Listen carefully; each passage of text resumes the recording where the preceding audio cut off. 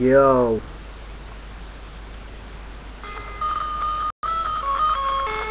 Yeah. Hold up. What's that in this motherfucker? What's that in this motherfucker?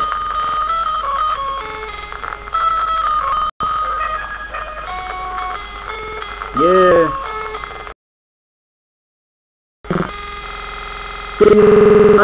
Divím se, že je na ulici můj bratr, říká, že je něco nepohodě, říká, protože kde to jsme, všechno zrazí.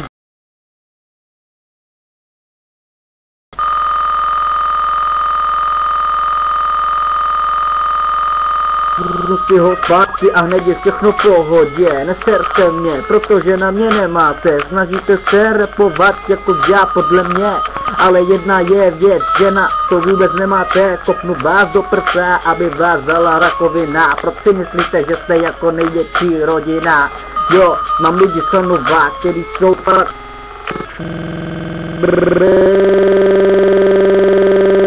takže běžný, chceš jenom supet a vůbec to nemáš, tak si radši něco upet a dej si to do držky.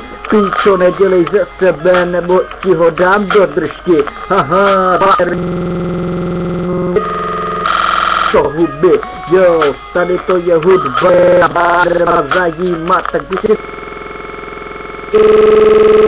instrument a dělá mi to hlavy a strapnu je, jak to může tak být, radši se nesnažte.